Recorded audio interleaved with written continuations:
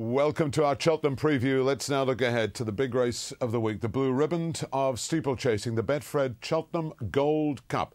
And I've got two guys, a man who rode the winner of the Cheltenham Gold Cup. He knows what it's like and he thinks he's got the winner this year, Mick Fitzgerald. And I've got Andy Gibson, who's backed many winners of the Cheltenham Gold Cup. Which horse will they go for this year? Let's first of all check out the entries for the Betfred Gold Cup on Friday, the 16th of March, over the extended 3¼ miles. Let's have a look at some of the horses running in this Grand Cruise. I mean, wouldn't it be lovely if he ran in this race? That would be interesting.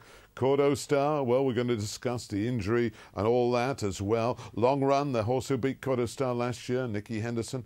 That's on the first page of the entries. Let's check out the second page. It'd be interesting if Medamit runs there. Midnight Chase could be a very interesting one. Synchronized, of course. John Joe Neal trained just over the hill. Title bit. Weird Al, they say that could be something rather special. And what a friend. Could that win for Sir Alex Ferguson? Could that score for him? I tell you what, he's not without a chance. Let's now reflect that now in the prices. Even money with Ladbrokes for the Betfred Gold Cup Long Run. Cordo Star out to 4s. Grand Cruise, if he runs in the race, 6-1. Burton Port ran so well the other day at Newbury, 7s. Midnight Chase, Tough and Genuine, 10s. Synchronized, 10s. Calesprit, 10s. Weird Al, 14s. Medamit, 25s. The Minac, 25s. And it's 33-1 bar these. Let's have a chat first about a Long Run. And I mean, he's done, well, very little wrong, but he hasn't exactly set the world alight this year. Would that be fair? I think that's very fair. I was a huge fan of the horse last year, and in this very website preview, I put him up as one of the strongest bets of the festival. And I just don't think he's in the same sort of form coming into the race this year. Why not? Well, I think he's been beaten twice for a start by Cordo Star. I just think that if you stopped the race last year at the turn-in at the Cheltenham Festival, you'd struggle to pick out the winner between Denman, Cordo Star, and Long Run. Yeah. He just outstayed them. Yeah. And I think that's very much a bit of the turn of events this year as well. Ruby Walsh was brilliant on Cordo Star in the King George. Agreed. And if you look at how far he was behind jumping the third last, how far he is behind at the line, he's made up quite a bit of ground. You'll really see the horse come into his own 3¼ miles around Cheltenham. I think a lot of people made a huge point about Burton Port last time. They said, another little bit he would have gone past him. I don't think that's the case. I think the horse is getting a little bit older, a little bit wiser, and I think he's not doing as much as he used to. I think he'll need every yard of the 3¼ miles around Cheltenham to bring out the best in him. Jumping. That's a little bit of a concern. He seems to be getting more flippant with his jump, and he's not getting so much up in the air. And I think because of that, he's losing a little bit of ground. The only concern would be for me that if he does do it at one of these fences, it could catch him out. Back at the place where he came good so brilliantly last year, he is the one they've all got to beat? Possibly. There's 6 short price favourites at the festival. I think that Long Run is the most vulnerable of them. Not least because on the Friday we might get lightning quick ground on the Friday. They're going to go really fast here. If they do, and if he does make a mistake, then I think the even money will look very tight very quickly. Incredible success story though, is it, for Sam Whaley-Cohen, the amateur, and he only rides almost 1 or 2 winners a year. It's amazing. He's only ridden 1 winner since he won the Gold Cup last year, and it was on this horse and he won at Newbury. But I've got no problems with the jockey. No. And I think that's one thing we've got to say. A lot of people are saying, if he had a professional riding this horse, he'd be a lot better off. Well, I actually think that that's Codswallop, because for me, I think he gets on particularly well with this horse. He's not an easy ride, this fella. Sam gets a good tune out of him. Does. And the fact is that if he's off the bridle and he gets caught out and he goes through a little bit of a flat spot, Sam will know that and he'll be wise to it. And I just think, the horse needs to jump brilliantly like he did in the race last year. If he does that, then I'll be happy. Cordo Star. I would disagree about the jockey thing. I think there's a lot of nonsense talked about that. From a betting point of view, you have to take on board every variable. It's a simple fact. There's an amateur jockey on board, not a professional. And you have to take that on as a variable. Sam Whaley-Cohen is an excellent amateur jockey, and I would mark the chances of Roulé Cool up because he's on him in the Fox Hunters. But in this race, would you rather have Ruby Walsh? Would you rather have an amateur jockey? There's no contest. Therefore, you have to take it on board when you're looking at an even money favourite. But he knows the horse probably better than anybody. Absolutely. And it's, I mean, I love the fact that it's a father and son thing. Yes, I wish them all the best. I really hope it wins for them. Be absolutely brilliant. Interesting. But you have to take it on board as another variable. It's just, there's no big issue with that. He's an amateur and the rest are professionals. Yeah, interesting. Cool. Everyone's allowed their opinion. So, Cordo Star. Now, what's your opinion on Cordo Star? First of all, if he gets the race, he had this problem. And, you know, fall schooling, not many horses fall schooling. Apparently it was quite a fall, I understand. And obviously, when Clifford Baker rode him out and said, boss, he's not 100% right, you know, obviously. But if they get in there, they're only going to run him if he's 110% right. If they're not going to run him. So let's say he arrives at the track. Can he do it for a third time? The thing is, it's a phrase that irks me, 110%. Why? Horse can only be 100%. Oh, yeah, I know what you mean. 110%. He's 50. You know what I mean. No, not really. All right. He'd only be there if he's 100%. If he's 90% right, they would. That means he's 10% short of being perfect. Which they The won't. thing is, Paul Nicholls is in a tricky situation because if he runs this horse and he performs below his best, everybody's going to say he shouldn't have run. Whereas if the horse wins or finishes in the first three, they'll all say, well, he was justified running. So they've got to make the decision based on the facts in front of them. Unless Cordo Star is 100%, I think you won't see the horse lining up. That's what I was meaning. And using for me, 110. I think the horse, he likes it round Cheltenham. If they go a real good gallop, which I think they will this year, I think, you know, he just falls short of it up the hill, and long run will outstay him. You know, I agree with everything you say, and yet he's won 2 Gold Cups. Yeah. You can't take it away from the horse. You know? No. A lot of people say, oh, he's not at Cheltenham horse. He's won 2 Gold Cups. Yeah, no, he's brilliant, isn't he? But is. I suppose the thing is, Mick, if he gets there, clearly he's going to have to be 100% to get there. Yeah. But you would still say that the fall in schooling, I mean, obviously, it's clearly not a positive. So it's got to be a negative at some level, hasn't it? Despite the fact that he'll be 100% fit, you'd still have it at the back of your mind that he's fallen schooling. 2 years ago, he had a horrendous fall in the Gold Cup, didn't he? And true. Again, you have to, and last year he was 3rd in the Gold Cup. You have to bear all of these things in mind when you're looking at a horse at 4-1. Well, especially when you think as well, this year when he went to Haydock for his opening run, everybody thought they went up there thinking it'll be the last time we'll ever see him. Yeah, he's going to be retired. Paul Nicholls has done an amazing job with this horse. Incredible. You know, and I feel desperately sorry for him with all that stuff that's been written about, you know, the thing is he is under severe pressure, and he's got this horse here. 6 times previously he's run at the festival. This will be his 7th consecutive year to run in a Grade 1 at the festival. That takes him down. And also Clifford Baker, the man who rides him out every day. I was lucky enough to be with him when he got the award for, you know, one of the top guys in racing. And outstanding guy. And it was him, he said, didn't he, came out and said, boss, this horse doesn't quite feel right, you know, and that's where it came from. If it hadn't been him on board, some people might not have known. The thing is, he knows the horse. He rides him every day. Apart from those 2 days when, of course, he was in London. It's amazing. You mentioned Burton Point there the other day. Burton Point. I mean, if he repeats what he did at Newbury, would have a great chance, wouldn't he? Yeah, and Burton Port. I think on that day, Burton Port was 15 months off before coming into the race. I think Barry Geraghty was understandably considerate in the ride he gave him, I would say. I would disagree with Mick about the winning that day, the winning and the losing. I take the point that Long Run was probably idling a little bit, but I do think with an aggressive ride, Burton Port would have won that day myself. But one can understand why Barry would have given him that. You know, I disagree. Like, I really do. I watched the race several times afterwards, and the horse has got to his girt, and when he got to his girt, he pulled out a bit more Long Run. And I think he's just getting to the stage now where he's becoming a bit lackadaisical about it, and I think he could have gone to Basingstoke and he wouldn't have passed him. Well, I think there's Long Run's even money. Burton Port is 7-1. They were very close last time, admittedly on £10 different terms. 2 years ago, they ran in the RSA chase. There was nothing between them that day.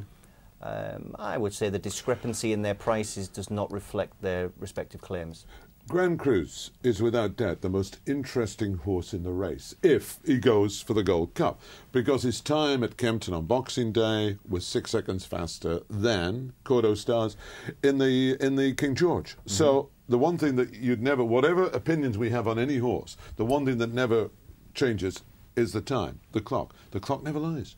Clock never lies, but the the way the races are run tells you the story. That's why you get the fast time. And the truth of it is, they went slow early in the King George. Ruby Walsh rode the race to suit him and not long run. That's why Kodo Star was he was the beneficiary of a brilliant ride by a top class jockey. And the thing is, he rode the race, especially over the last mile. They would have gone quicker in the last mile than they did in the Feltham, and that's the difference. You know, they just went a real good gallop in that Feltham Novices Chase. I would agree with that wholeheartedly with what you say, but at least he's got the clock, the speed ratings almost to say that he's got a great chance. Would you run him in the Gold Cup, Andrew?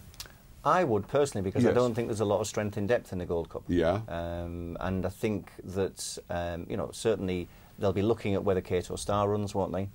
The other thing I think they'll be considering is that the ground will be quicker on the Friday probably than the Wednesday. Interesting And point. again, last year they were very wary of running Grand Cru over hurdles on anything where there was the word soft was not in the going description. You'd be more concerned about that over fences, wouldn't you? Yeah.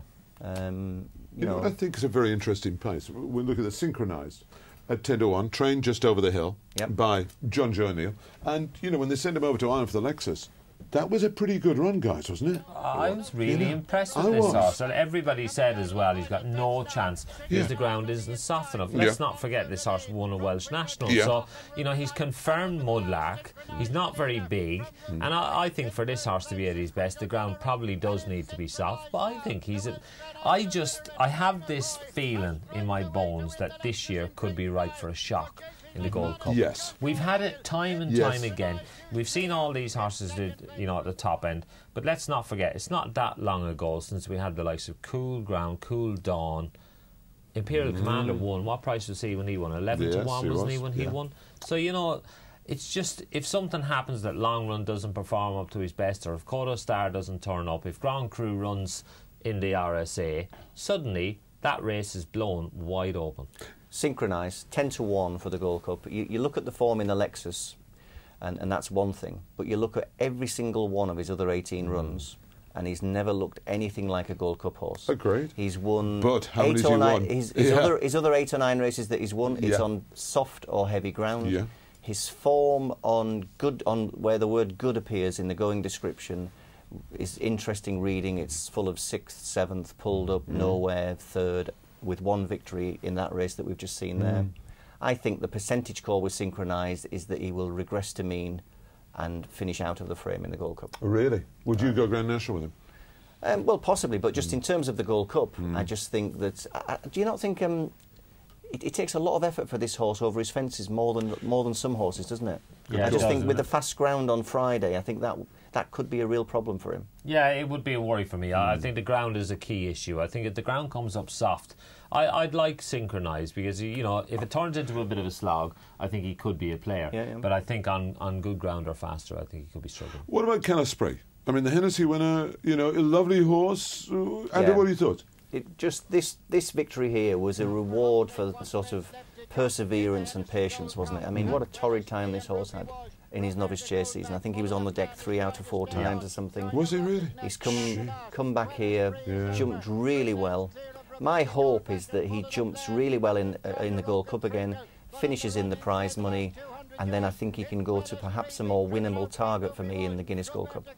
I agree with everything that you say. I think when he's running against inferior opposition, I think this horse looks to be a real cut above. But I think against the big boys, he probably just lacks that little gear. And, you know, for me, I think he's a really likeable horse. And I think, you know, he'll run his race in the Gold Cup, but I don't think he's a winner. Well, would that apply to Midnight Chase as well? I mean, he loves running at the track. He's so tough. He's so genuine. Yeah, but if the ground does dry, and you're looking for a shock, well, then this horse could provide it, because he won't mind the drying ground. You know, he's got form at the track, so he's a proven candidate. He's got the best chase form. And for me, of all of the horses in the race, he's the most likely to run to his ability level. I think I feel he probably ran a little bit below form in the last Gold Cup. I think that's possibly the worst race he's run. And I know it was the Gold Cup, but I still think he didn't jump or travel as well in that race for me. I think he was available. Would that not put you off this year then? It certainly is a negative, but you wouldn't mind. You'd rather have a negative at 16 to 1 than at even money. Agreed. For me, Midnight Chase, he's still available 5, 6s without the front 2. I think we need to see what happens with Cato Star, whether we get involved with that market, of course, because obviously it's pointless getting involved in that market. But just say he's running at the moment. But just if Cato Star is running and Long Run is running, well, I've already backed Midnight Chase, non-runner no bet at 6 to 1 in the market without the front two. Are we looking at Weird Al at all each way at 14s to say Don McCain's got him right? If there's going to be a shock, then he would probably be my pick. I don't particularly fancy him, but, you know, like Nick says, if there is a shock, he'll act on the ground. He's won round the track a couple of times. He's best when a fresh horse. He was very good in the Charlie Hall chase. Admittedly, the race hasn't turned out particularly strong in terms of time for Rupert's form. Nakarat made a bad mistake at the first, didn't get home on the day. But, you know, Weird Al's got some good form. He was trained really well by Ian Williams prior to that. Ian did really, really well with the horse. If there's a shock, possibly him. You know, personally, I'd rather be on Midnight Chase each way in the market without the big two. And the other one I've backed, which I have to tell you, and you're going to laugh at me now, is that I've backed Nakarabo 66 to 1 without the front two. If he repeats his form behind Midnight Chase, he's going to finish between 4th and 8th, probably more 7th and 8th, but at 66 to 1 he's going to run past plenty of beaten horses. He's brilliant up the Cheltenham Hill. He finished next to Burton Port and Long Run 2 years ago in the RSA chase. He'll stay on past plenty of beaten horses, probably finish 7th or 8th. But in terms of a 66 to 1 chance, if he can nick that 5th place, if Cato and Long Run are in the first 2 or 3, then you'd return what you get is what, 16 or 17 to 1 for your money. Interesting. So, right. Now, what do you think will win? 2 questions. What are you going to back? And turn the clock back 2 years. What do you want to ride? Would there be the same horse? Long Run. Long Run? I want to long run. I want to ride him. I want to take my chance on him. Okay. As far as betting goes, you'd be looking for something at a big prices in each way. Oh, and what is that? Well, I think it's got to be synchronised. Synchronised each way. Well, there you have it. Cato Star, wouldn't it be wonderful? Wouldn't that be? I'd love it if one of the first two won. Either of the first two. That'd be just great story for the father and son thing. For Cato Star winning it for a 3rd time, absolutely wonderful. In terms of a bet, I've gone Midnight Chase, quite a decent bet each way without the front two, and the tiniest of bets on the Carabo at 66 to 1. I like it. Absolutely incredible. Wouldn't it be Long Run and Cato Star coming up the hill? And which one will it be? What do you think?